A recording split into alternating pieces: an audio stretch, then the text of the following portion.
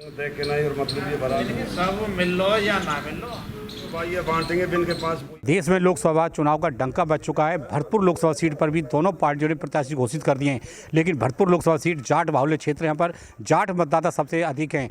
लेकिन भरतपुर और धौलपुर के जाटों को केंद्र में ओबीसी का आरक्षण नहीं मिला है। इसको लेकर जाट समाज इस समय बीजेपी का विरोध कर रहे हैं। आज उन्होंने एक यहाँ पर मीटिंग की है और मीटिंग में क्या निर्णय लिया इनसे बात करेंगे। हमारे साथ हैं जाट आरक्षण संघर्ष समिति के संयोजक नैम सिंह फौजदार, इनसे बात करेंगे। जी, आज जो आप यहाँ पर बैठे हैं, पंचायत की है, बैठक की है, क्या निर्णय है और क्या रणनीति रहेगी आगे? निर्णय ये कोई नया नहीं है।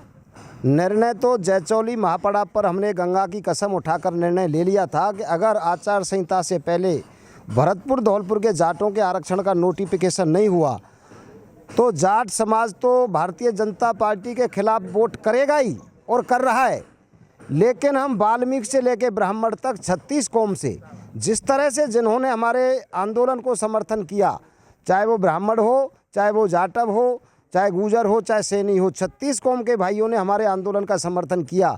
इसी तरह जाट समाज अन्य समाजों में झोली बनाकर भारतीय जनता पार्टी के खिलाफ वोट मांगने का काम करेगा। वोट की चोट से भारतीय जनता पार्टी ने जाट समाज के युवाओं के साथ जो धोखा किया है, वोट की चोट से मुंह तोड़ जवाब देने का काम जाट समाज करेगा। ये चुनाव जाट समाज की आन बान शान और बच्चों के भविष्य का सवाल है। इसके लिए हमें जो भी कुर्बानी देनी पड़ेगी इस चुनाव में, चाहे हमें गांव-गांव जाके दंडवत परिक्रमा करनी पड़े, चाहे हमें कुछ भी करना पड़े, वो काम हम करेंगे। ये चीज़ तो भारतीय जनता पार्टी हमारी नहीं रोक सकती, वोट की चोट को तो नहीं रोक सकता। ये हमारा हक है, अधिकार है, हम स्वतंत्र हैं। हम अन्य जातियों के सभी भाइयों से भी भारतीय जनता पार्टी के खिलाफ अपने समर्थन में वोट मांगेंगे। ये हमारी आज निर्णय हुआ है और मीडिया के समक्ष हमने रूबरू हो गए। 26 अप्रैल को होली मनाने के बाद जयचौली गाँव में जहाँ 40 दिन महापड़ाव चला था, हाँ 26 मार्च को हमारे जितने भी पंच पटेल हैं 500-400 की संख्या में इकट्ठे होंगे और वहाँ पर हम फैसला लेके समर्थन करेंगे। कांग्रेस के प्रत्याशी जो है संजना जाटव, उसके लिए पंच पटेलों का पूरा मन बन चुका है और उस जगह बुलाकर उसका समर्थन करके, स्वागत करके, और चुनाव की मुहिम तो हमने शुरू कर ही दी है, लेकिन विधिवत रूप से जयचौली गांव जहां हमारा 40 दिन आंदोलन चला था, वहां से हम इस अभियान की शुरुआत करेंगे। इसका नाम दिया है हमने ऑपरेशन गंगाजल।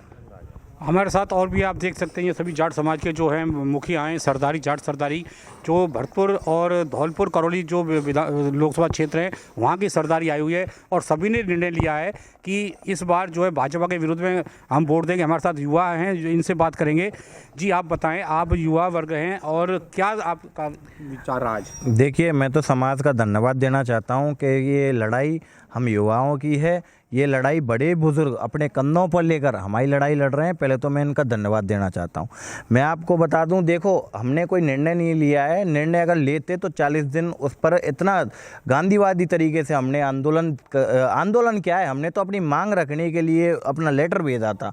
40 दिन से बैठे रहे। हमें तो निर्णय लेवाया गया है इस भारतीय जनता पार्टी ने कि आप निर्णय लीजिए। और मैं आपको बता दूँ, अभी तो निर्णय बिल्कुल ये हल्के में सोच रहे हैं कि भरतपुर धौलपुर के जाट है भी है या नहीं है। एक नामात्र ये इन्होंने जाट का एक तरीके से मजाक बना दिया है कि जाट है ही नहीं है।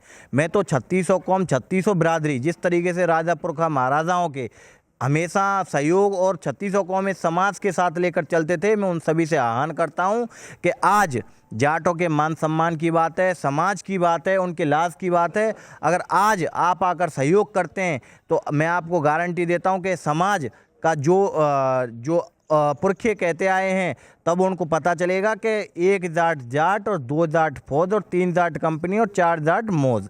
तो ये जो स्लोगन है ना, ये भारतीय जनता पार्टी को अच्छे रूप से पता चल जाएगा कि क्या भरतपुर धौलपुर के जाट हैं। और मैं पूरे प्रदेश ही नहीं, पूरे देश भर से भी आह्वान करता हूँ, युवाओं से आह्वान करता हूँ कि आप बताइए, जब पड़ोसी प्रदेश में ही क्या, पड़ोसी गांव मान लो, एक टाउन मान लो, जिला मान लो, एक अगर उस जिले में तो उनके लिए आरक्षण है और जो उसके निकटतम जिला है उसके लिए आरक्षण नहीं दे रखा है, तो आप सोचिए किस तरीके से हमारे साथ कितना कटुरा व्यवहार किया जा रहा है। आज उनका नंबर तो 55 और 60 नंबर पर आ रहा है और हमारा नंबर आज 80 और 85 नंबर पर आ रहा है। तो मैं तो इस आह्वान को करता हूं कि सभी जाटों का अगर खून है तो उन जाटों के खून को, अपने खून को उबाल रखते हुए 3600 कौम प्लेटफॉर्म में जाएंगे और इस गंगा जल ऑपरेशन को घर घर जाकर गंगा जल उठवाएंगे। सब युवाओं से, बड़े बुजुर्ग, माता बहनों से, जिस तरीके से एक आम आदमी चुनाव लड़ता है ठीक उसी प्रकार हम आह्वान करेंगे कि भारतीय जनता पार्टी को यहाँ से हराकर दम लें।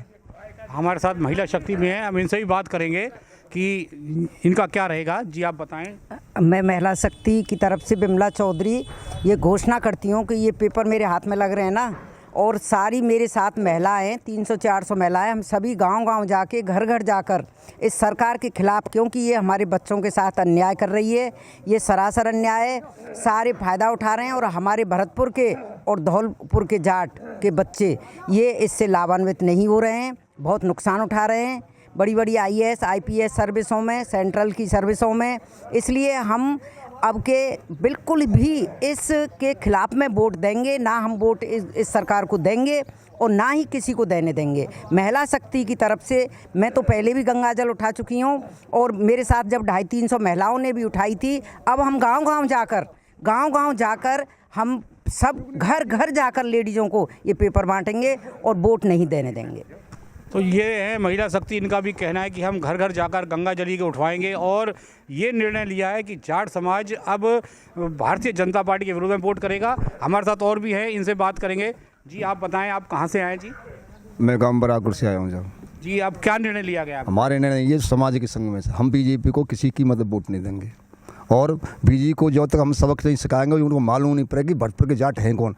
उन्होंने तो हमको ये सब बेवकूफ़ समझ रखा है। ये झूठे वादा करेगा, झूठे वादा करती है बीजेपी किसी की पार्टी नहीं है। ये जाटों की तो सख्त विरोधी है। जाटों का तो इन्होंने सर्वनाश कर दिया और सबसे ज़्यादा वोट जाट ही वोट देते हैं बीजेपी के लिए। 100% जाट है। अब जाटों को तो ये समझती है नहीं, जाट तो ये समझ रहा है कि हिंदुस्तान में जाट है नहीं। हमारा तो ये निर्णय है, घर घर जा कर के जागृति लाएंगे और बीजेपी को ये सिखाएंगे कि हाँ भरतपुर के जाट और हिंदुस्तान में जो क्रांति उठी है भरतपुर से उठी है। देश आज़ाद हुआ जब इतिहास से देख लो, जवाहर बुर्ज पे से ही मदन मोहन मालवीय से आज़ादी का झंडा फहराया था यहाँ भरतपुर से। पहले इतिहास से देख लो। हमारा तो यह संकल्प है कि हम बीजेपी को किसी की मतलब वोट नहीं देंगे हम। तो हमारे साथ और भी है जाट समाज के, उनसे भी जानेंगे। अब इन्होंने निर्णय ले लिया है कि जाट समाज जो है बीजेपी को वोट नहीं देगा और बीजेपी के खिलाफ वोट देंगे। जी आप बताएं साहब। अरे साहब वोट देंगे नहीं देंगे का वोट, हम वोट देंगे बीजेपी को, देंगे कांग्रेस को। हम कह दे आई का संग नहीं, क्यों ऐसा क्यों है? क्यों ऐसा ये है कि हमारे जब जाट मान सम्मान देना है हमको, हमारा आर से सुनवाई ना करे। आज तक 40 दिन बैठे रहिए जेचौली में, तो कोई बात ना कहते रहे हाँ दे देंगे, अब तक ना दियो कोई। या वजह से हम वोट खिलाफ देंगे, वोट बीजेपी। हमारे साथ और भी बुजुर्ग हैं। जी आप बताएं साहब, क्या निर्णय लिया गया है? 40 दिन जाट जयचौली की फर्श पे विराजमान रहे और मतलब भूखे प्यासे रहे और निवेदन सरकार से करते रहे, मुख्यमंत्री जी इनते करते रहे, लेकिन हमारे को बहका करके मतलब पुलिस लाइन के पास और ग्राउंड में मतलब ये हमारी कोई सुनवाई नहीं करी। नोटिफिकेशन की भी हमसे वादा करके थे वे मतलब आचार संहिता थे पहले, और सभी कौम हमारे साथ हैं जाटों के, और हम बीजेपी को एक वोट ना कोई औरतें देंगे ना हम देंगे। और मतलब ये कि हमारे बच्चा आगे भविष्य में जाके नहीं भूखे मरेंगे। मतलब ये कोई नौकरी फोकरी कोई सरकार नहीं देती है। मतलब बीजेपी ने तो जाटों से दुश्मनी साध रखी है। ये मतलब ये कि जब चुनाव होगा और रिजल्ट खुलेगा जब मालूम होगी बीजेपी को जाट क्या चीज़ है।